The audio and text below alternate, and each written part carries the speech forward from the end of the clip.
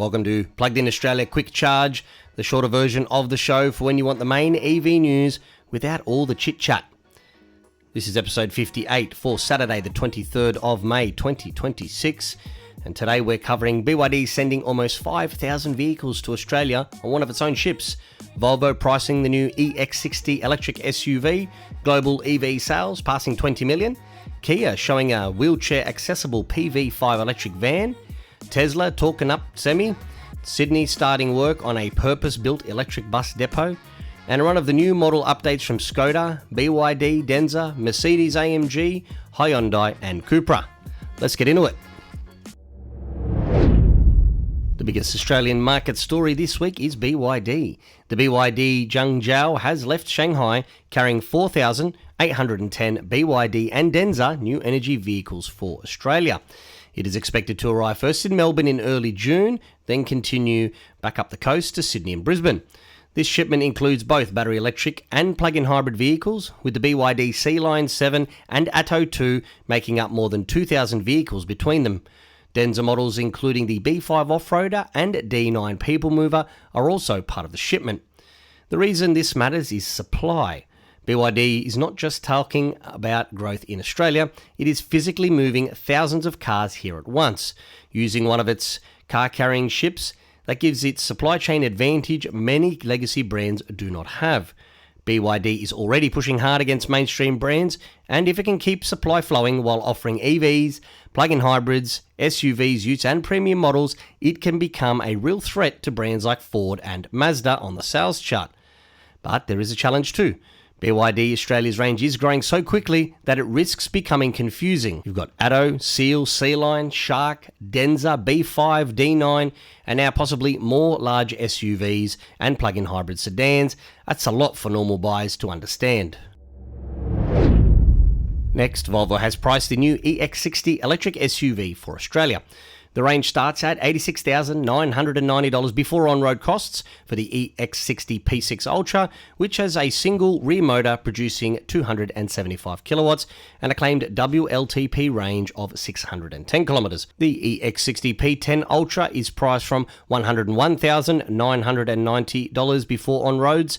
It has a dual-motor all-wheel drive, 375 kilowatts, 710 newton meters of torque, with a claimed WLTP range of 660 kilometers.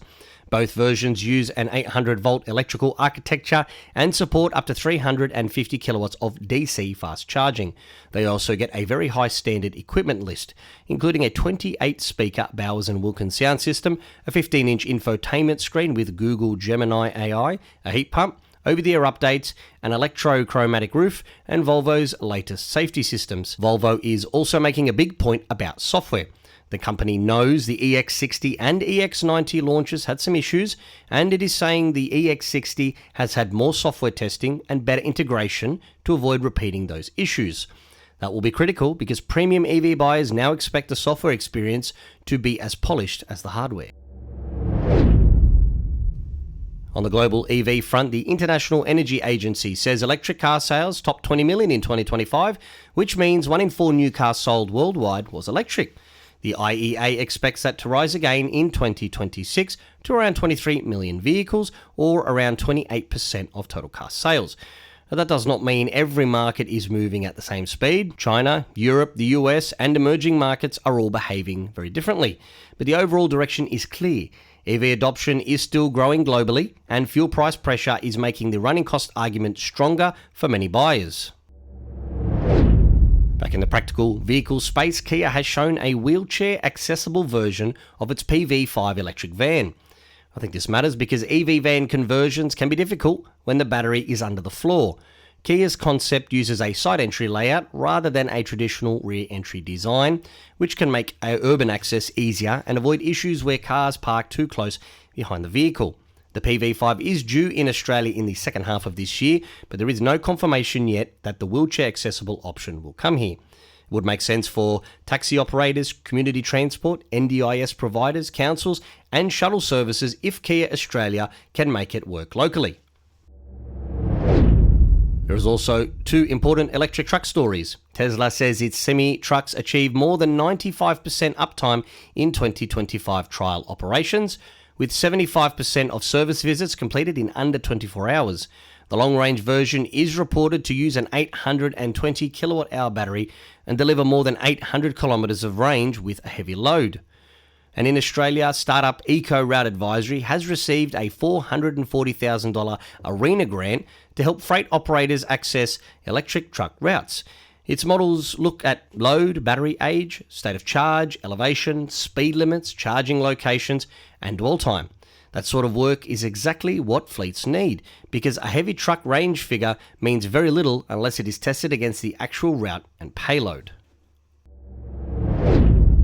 Sydney has also started construction on its first purpose-built electric bus depot. That's at Macquarie Park in New South Wales. The project is worth $145 million and will be able to charge 150 battery electric buses using 75 kilowatt and 150 kilowatt chargers. It is due to be operational in 2028 and forms part of the broader plan to transition thousands of New South Wales buses away from diesel and gas. And Origin's Energy Fleets Electrification Report also gives us a useful snapshot of the market.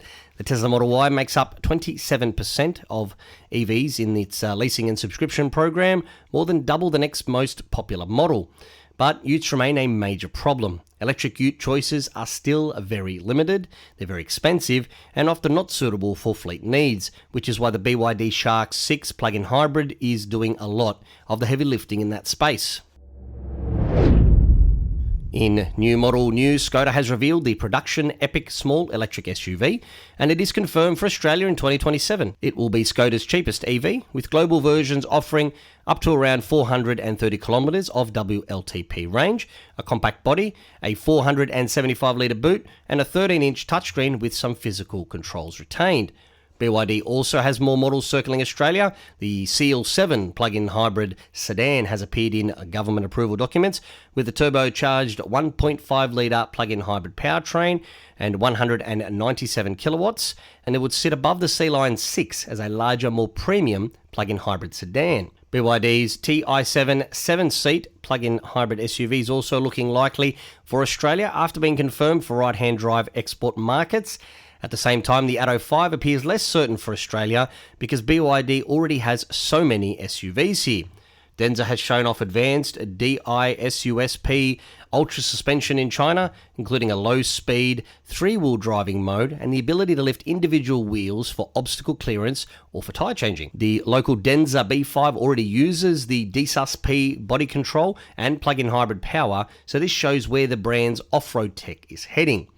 Mercedes-AMG has revealed its electric GT 4-door coupe, and it is confirmed for Australia. The GT63 produces 860 kilowatts and 2,000 newton meters of torque with a claimed 0 to 100 time of 2.4 seconds, up to 696 kilowatts of WLTP range and 600 kilowatt DC fast charging.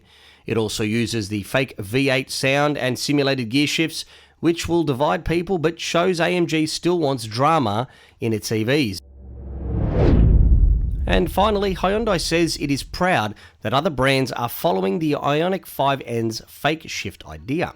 Porsche, BMW and AMG are all looking at ways to make performance EVs feel more engaging. The point is simple, EVs are already fast, the next fight is making them fun. And that's Quick Charge for episode 58. For the full version, as always, listen to the main episode of Plugged In Australia, where we go deeper into the specs, pricing, local relevance, and what these stories mean for Australian buyers and fleets. As always, thank you so much for listening, and until the next time, stay plugged in and stay charged. Ci vediamo.